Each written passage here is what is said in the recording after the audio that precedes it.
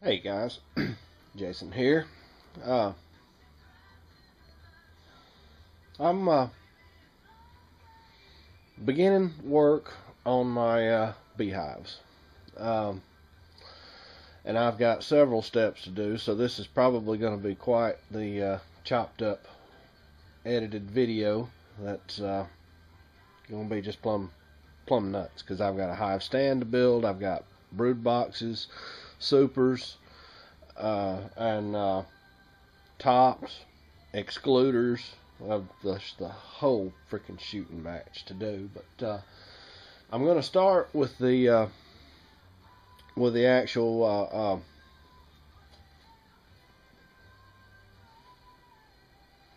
deep hive body. And that's the bottom part right here. Just a box, simple box. What it's going to do is it's going to hold the frame.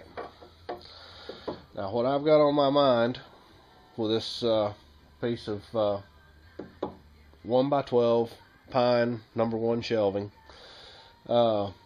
is I'm going to take, this is going to be all four sides of it.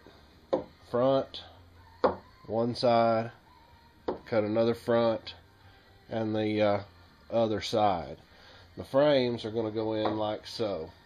They're going to sit in this little guy just like this, which really seems tight to me, but that's the way it's designed. The bees will come in through a bottom part, a bottom shelf, and work up this way into the hive body. This is where the queen will be. This is where most of the activity will be until they get this full. This I'll never really mess with except for cleaning, taking care of parasites and such as that. But this will never be harvested really. This will be where the queen lives. Then I'll have a queen excluder in between this, and then on up top will be the honey supers where I can actually rob honey from. I'm bringing you in sort of at the end. I've already cut all my boards the proper lengths for each side of the beehive box. Right now I'm set up for the side that does not get the dado blade, and there's the queen excluder, and it sits in like so. So I set this little jig up to run my boards through for that side. Now, that's the side that gets the dado. And then for the other side, it has to be 19 1/8 inch. Because overall, the beehive is 19 7/8 inches. So once you cut the dado out of that, stick the board that's uncut into the dado cut, you're like so. Anyway, basically what I did is I built different jigs. If you'll notice, there's a little notch on this. It actually had to be over here for it to be 19 1/8 inches.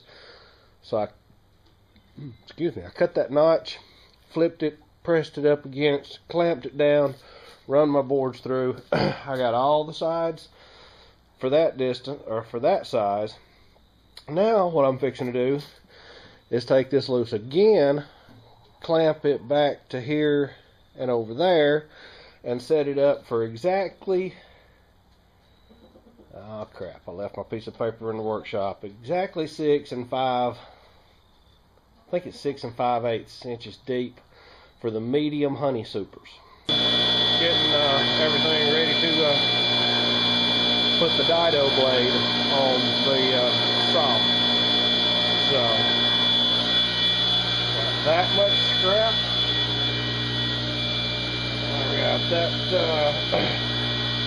These are once this is all finished, that pile of wood right there, those two pieces there, and the one that's on the saw are going to be 4 honey supers, medium size, and 2 hive bodies. So anyway, that's I made too much noise. The dog. Heard me talking. He's a good boy. He is a good boy. Okay, guys. Thought I'd give you a little up close shot of my handhold jig for the beehive bodies. Now,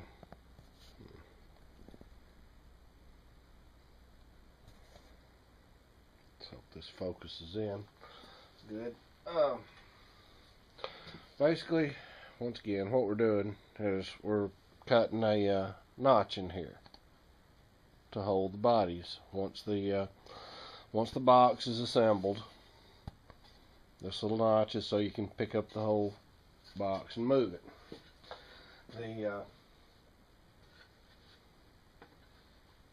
The handhold jig is attached. I've got it attached to part of the hive body here. Basically what it is it's two ramps, a stop, and a stop on the other end.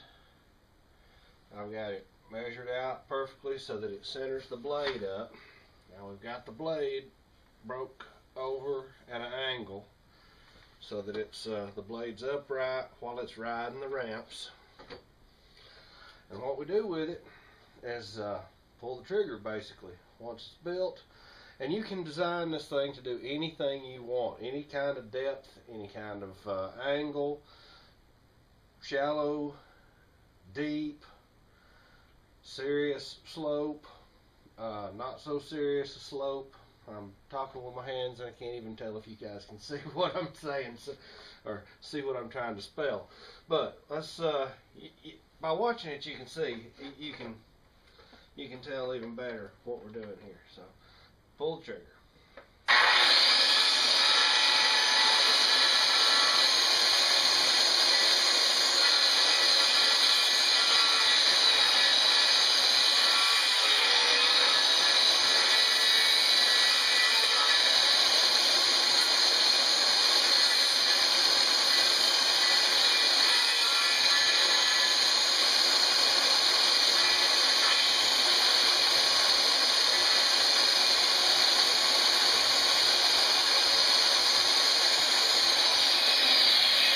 Basically, you just go around and around and around until it removes all the material.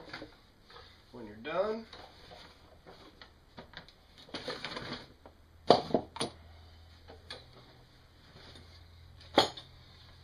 take the jig off. Smooth piece of wood now has a groove in it for a handhold. So that's basically it. One more shot of it with my queen excluder sitting on top. That keeps the queen from getting in where the honey that you're going to rob is. That way you don't have to worry about disturbing her highness while you are getting your honey. And she won't lay queen cells. They won't build queen cells up top because she can't get there to lay eggs in them. And anyway, that's man, I'm tickled with how that turned out. I mean, the rabbit joints are perfect. It's see the excluder's store-bought. I kind of almost felt like that was a little over my head, so I bought those because just to get the wire grate for it was almost as much as buying them framed anyway. So why not have them go ahead and frame them? And I mean, there's just there's no lip. It's perfect. And like I say, got the handholds in there. Once I haven't nailed this together yet, but once it's all tacked together and ready to go, boy, it's gonna be cool. So I'm fixing to get the paint, and I'm gonna stink it up in here something terrible. But it's all part of it. I don't know if I throwed this out there in any part of the box building vids, but take your carpenter square and line this guy up and make sure the side of this box and the face of the box is perfectly square before you finish your pilot holes. Now, what I did is I went ahead and I blowed the pilot holes in the faceboard first, but then I'll go ahead and I'll sink on down into it and you want it just as square as you can possibly get it when you make those holes. That way, once you put your screws and your glue in, you put your square back up there and run your screws on in, and it'll be as close to perfectly square as possible. But that's what you're looking for, is your carpenter square on there, just like so. Alright, here we have them. Two beehives. Anybody that knows anything about it can see that I got two queen excluders in the middle there, but two of them are for spares. I'm going to paint this all up again and get it all nice and coated with a nice fresh coat of paint now that I've done the assembly. Cover up the screw heads and all. I used Torx head screws on these guys. You ain't gonna be able to see that.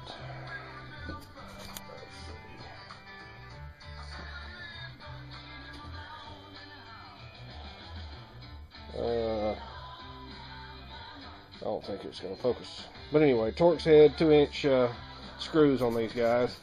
Like I say, I got two excluders in here. That's just for painting purposes. I want to have two ready to go for backup in case I break one examining the hive at some point in time. But there we go.